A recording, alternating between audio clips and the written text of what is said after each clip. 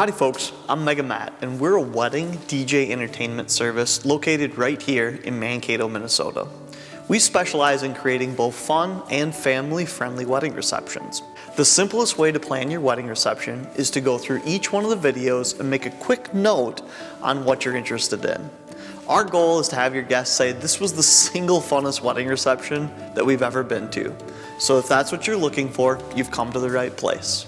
So let's go ahead and create the soundtrack to your wedding reception.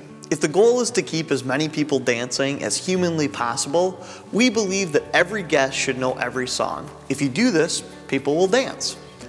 Imagine that your night is split up into thirds. The first third, we have all of your favorite songs. In the next piece, all of the songs that were requested by both your friends and your family. And in the final third, we have all of the songs that we know work based on our experience. The other thing that's helpful with music is for me to know the 5 to 10 songs that will get both you and your fiance on the dance floor. As important as the playlist is, the Do Not playlist is just as important. Located above me is a list of the top 200 requested songs at weddings. When it comes to the grand entrance, there's just a couple of simple things that we need to know. First of all, would you like to do one? If so, which one of the 3 main ways would you like to have it performed? The first of the 3 ways is what I like to call a formal grand entrance. This is much like what you'd see at a formal or a prom. Oftentimes it'll be announced as such and such tonight is escorted by such and such. The ramping grand entrance is the most popular of the 3 types of grand entrances. It starts very conversationally, maybe even with a question, and ends by asking your audience to stand and welcome you guys into the room for your wedding reception. Typically, a ramping grand entrance takes about 6 minutes to perform. The high energy grand entrance takes a truly unique wedding party that's really ready to get crazy and wild from the moment that they walk into the room. The room goes dark, the bass comes on, and we're off to the races. Oftentimes, the ramping grand entrance uses accessories like glow sticks or boas. If you're doing an on-site wedding, 50% of the time the entrance is skipped altogether. And that's just because you guys have been there with both your group and the whole wedding party the entire time. Immediately after the grand entrance is usually the time where if there's a welcome from a dad or a prayer that needs to happen, this would be performed. We'll visit in detail with you both about your grand entrance and the welcome or a prayer when we meet with you in person. So let's talk a little bit about the social hour at your wedding. First and foremost, we're going to provide some background music. Usually it's Colby Calais, Michael Bublé, Frank Sinatra, Dean Martin, that type of genre of music. From there, the top of the list for additional things that people can typically add at a wedding is still an old school slideshow. You know, most slideshows at a common wedding are played after dinner and before the dance starts. I think it's a horrible time to do it because it slows the night down, and at that point in the night we should be ramping it up. I would prefer that if you're gonna do a slideshow, we play it from the moment that the guests walk into the room up and through till the time of about the speeches, and then we'll shut it down. And also sometimes at weddings we'll put it back on much later on at night, like 9 and 10 o'clock at night. So the slideshow should happen right away at the beginning. What is the content of the slideshow? Typical slideshow, 4th grade picture, 5th grade picture, and by 6th grade the guests are kind of tuned out. I believe that your guests are simply looking for pictures of themselves, so build a slideshow that revolves around the guests and has pictures of you guys a little bit in it, but really it should be about the guests. Next thing is I can't believe how often people forget to have something for the guests to snack on. They always have a bar that's open or drinks that are there and available, but it's a good idea to have, even if it's just chips and salsa. It can be very, very simple, but you should have something for the guests to snack on when they first arrive. So those are just a couple of things to think about with regards to the social hour at your wedding. Let's talk about the time between the dinner and speeches being over and the dance starting. Typically, this time is used as a social hour at a regular everyday wedding. We believe that you should use this time to do something to keep your guests very engaged. I would like to share with you a couple of the ideas that are working extremely well at keeping the guests there and laughing and having fun. Still topping the list is an old school game called the back-to-back game. In this activity, we'll ask that you guys come up, stand back to back with one another, and we'll ask you a series of questions about your relationship. If you believe that you're the right answer, you're gonna go ahead and you're gonna raise your shoe. If you believe that your spouse is maybe a better answer to the question, you're gonna go ahead and you're gonna raise your spouse's shoe. So I'm gonna take you guys back to the moment where you first met. Between the two of you, who really made the first move? Once again, if you believe that you're the answer, go ahead and raise your shoe. Then we might ask, between the two of you, when it comes to driving, who's the better driver? Or who's the worst driver? And who's got the crazier friends? The next activity that I'd like to talk to you guys about is an old game called the Get Things game. And it's basically a scavenger hunt out of the audience. We ask for very simple objects. Your guests or even the wedding party is asked to run out into the audience, find whatever I've asked them to find, and return back. The last person that returns gets eliminated from the game. We might ask for simple things like a woman's left shoe or a perfect square of toilet paper. This game usually concludes by asking the final 3 or 4 contestants to gargle their all-time favorite song, and it makes for a very fun ending to the Get Things game. The next activity is called Brain Freeze. We'll ask that the wedding party comes forwards and stands shoulder to shoulder, facing out towards the rest of the group. We'll give them a suggestion, such as an occupation, and they have to come up with one word that relates to whatever that suggestion is. So an example of this is things that you would find at a hospital. And one person might say a nurse, another person might say a doctor, and the minute that one of those guests or your wedding party freezes, the audience is going to go ahead and buzz them, and thus eliminating them from the game. This game basically concludes by asking about you two as a couple, saying, give me one word that describes the bride. And we'll go right down the list until somebody freezes, and then the wrap up is usually, give me one word describing you as the groom. This next activity is called the hand to hold. You as the groom will be asked to come forwards, and in your right hand we'll throw a microphone. In your left hand, you'll be asked to touch the arm and the hand that's directly in front of you. As the MC, I will just ask you, is this your wife? Almost anything that you respond is incredibly funny. This will be the case up until you actually find your wife, and there's a fun little trick ending that we'll tell you about in person. Slowly give that arm a little touch, a little tickle. Tell me, is that your wife? I don't think so. I hope not. What is that one? Hairy. The next activity is called Question Question. For this activity, we'll ask couples to come forwards and stand and face their significant other. The way that this works is we'll have each one of them come up with a question. We're gonna go rapid fire back and forth until one of them freezes. The minute that they freeze, the audience will go ahead and buzz them. So she might say, why is the sky blue? He might ask, why is the grass green? She might say, how did we get here tonight? And he might ask, how are we getting home? As long as it's a question, they stay in the game. The minute that it's not, the audience buzz them, they get eliminated, and we narrow the group down to just the last 2 people. This game is incredibly fun if you have good outgoing people that are in your audience. So make a quick decision on which one of these activities maybe best fits your group. The other thing too that you guys can decide is, because of the level of experience that I have, we can just let it all happen on that night, and we can make a decision based on how long dinner took and how interactive or crazy or tame your group is feeling. Basically, you can leave it to my discretion, and I'll help you guys make a good decision on the night of your event when we can actually see your audience in front of us. After the speeches have wrapped up, we have a unique opportunity, if there's children at the wedding, to do something fun specifically for them. This is the kids dance. So we'll get a couple of kids up and we'll ask them a couple of simple questions about marriage and love. So the first question is usually, how old should you be when you get married? And we'll grab a couple of answers. We might even ask them, how old should you be when you go on your first date? Kids truly do say the darndest things. From there, it's kind of fun to take, I don't know, another 5 to 8 minutes and throw an all-out little kids dance. The song Baby Shark, or Hokey Pokey done at a real low volume, or the chicken dance, again at a real low volume, can be very fun for the kids to be out on the dance floor getting crazy. More importantly, it also gives the adults a chance to go over, grab a drink, start to visit with somebody, and I'm always surprised at, if you do a little kids dance, how much longer the adults will stay because they feel like them and their kids are really supposed to be there. So the question is, are you having little kids at your wedding? And if so, can we include them in this part of the night? Let's talk about the first dances and some of the unique things that can be done. One of the first things is, do you have a first dance picked out? If so, would you like that first dance played at the traditional time, at the beginning of the dance, 7, 8, 9 o'clock at night? Or would you prefer that it was done right after your grand entrance as part of the grand entrance?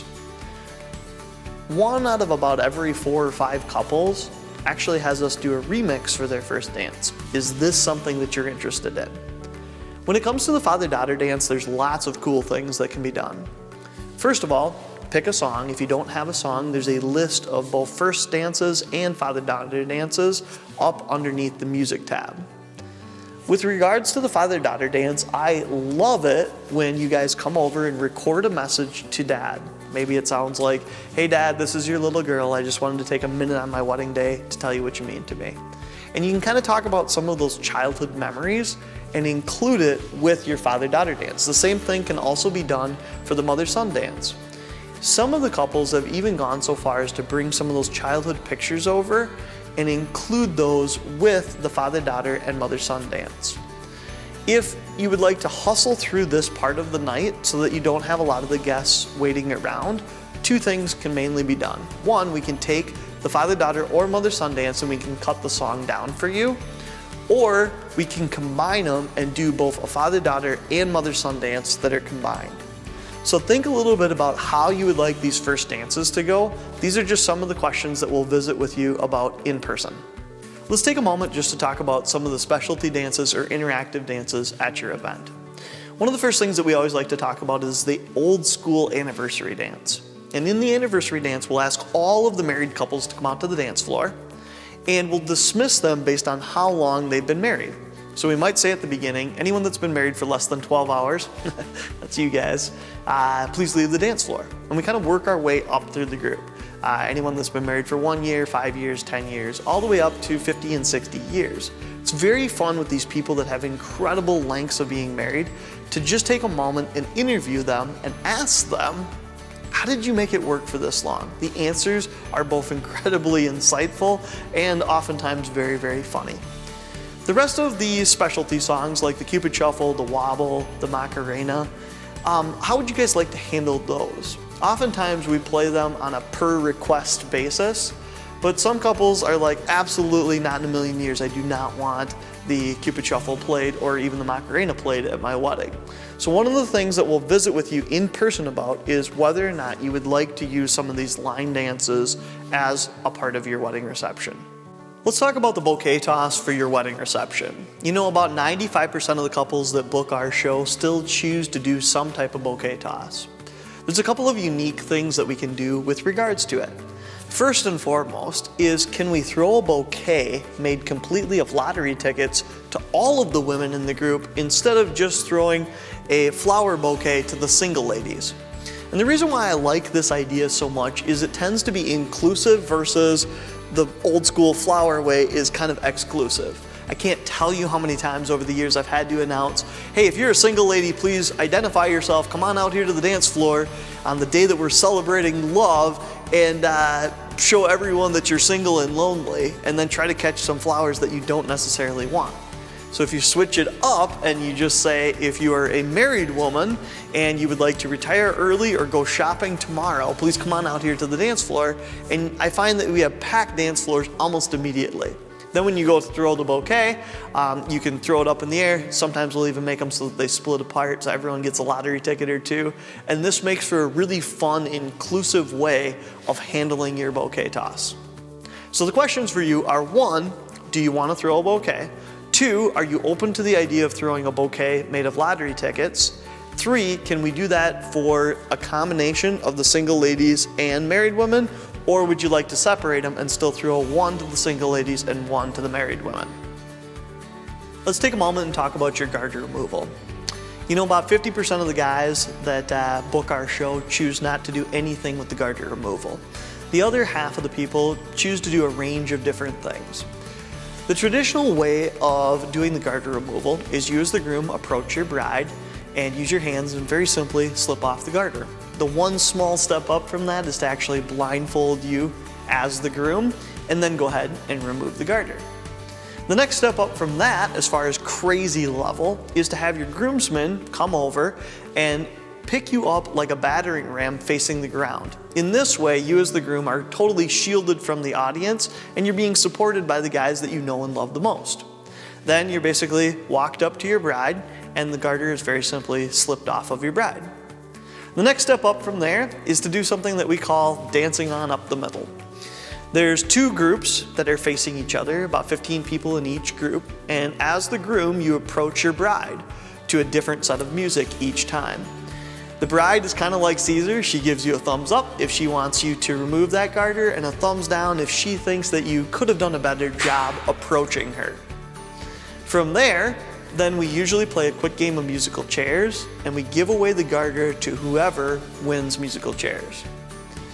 The garter hunt is probably the craziest of all of the things that we've ever tried to pull off. We have about 30 1980s women's wedding dresses, and the guys in the wedding party and maybe a handful of the very, very crazy guests grab a seat. You as the groom are blindfolded, and you have to figure out which pair of legs belongs to your beautiful wife versus which ones belong to some of the other guys that are in the group. This has a lot of shock value, and I find that anywhere between 60 to 80% of the group takes out their phones and they videotape when we do this garter hunt with all of the wedding dresses. So take a minute, decide which way you would like to handle the garter removal, and remember, with the garter removal, if you don't do it, nobody's really gonna remember that. But if you do it, why not have a whole bunch of fun and make them go crazy? Are you gonna do a dollar dance at your wedding? If you are, how long would you like it to be? You know, a typical dollar dance without anyone curating it can last upwards of 30 plus minutes, and we feel that that tends to get a little bit on the long side. So in my mind, there's kind of a slow, a medium, and a fast dollar dance. A fast dollar dance would be any dollar dance that takes less than 10 minutes. Medium, maybe about 15 minutes, and a regular, slower dollar dance, you know, upwards of 30 minutes. To curate this and how long that it really is taking, we would ask that both your best man and maid of honor take the cash and then send the next person up so they're the ones keeping everything on track. Smaller weddings, as a general rule of thumb, tend to lend themselves a little bit better to dollar dances. In place of the dollar dance, we've been doing something called the cake smash. This is another thing that you guys can elect to do. And what happens with this is the best man and maid of honor during the dinner portion of the night are sent out into the audience to collect money, much the same way that they would do in a dollar dance later on at night, only this time that they're collecting money, it's for one of the two of you guys to take a little cake in the face. Now, mind you, it's rigged, and as the groom, 100% of the time, you're gonna be taking the cake in the face, but it's a fun opportunity if you wanna give your guests a chance to give, to do it during the meal, instead of doing it at 9 or 10 o'clock at night when everyone should be up and dancing. So take a moment and decide. 1, would you like to do a dollar dance? 2, what is the speed of that dollar dance?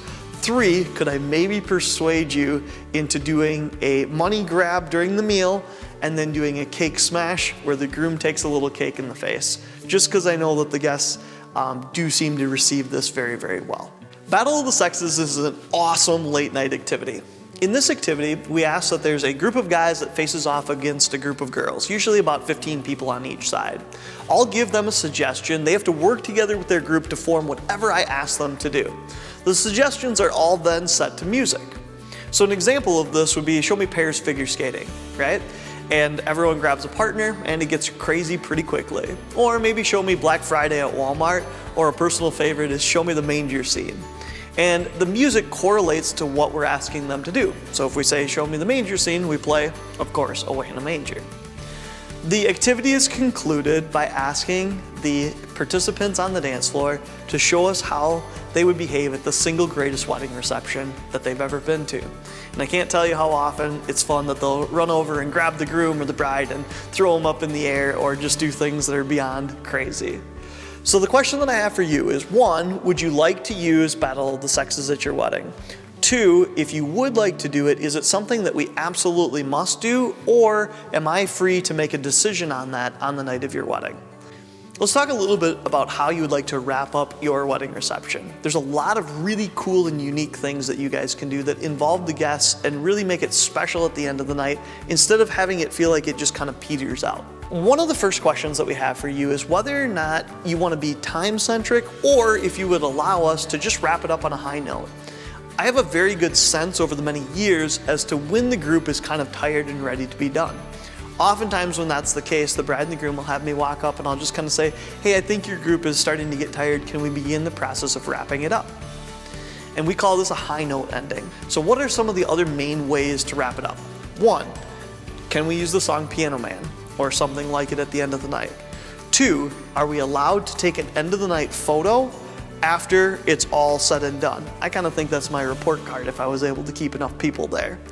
Three, can we maybe do a sparkler ending? So a lot of times the group will go outside and they'll all light sparklers and it makes for kind of a fun photo at the very end of the night. Four, another popular way of doing it instead of the sparklers is to get these biodegradable helium balloons and do like a little end of the night balloon launch.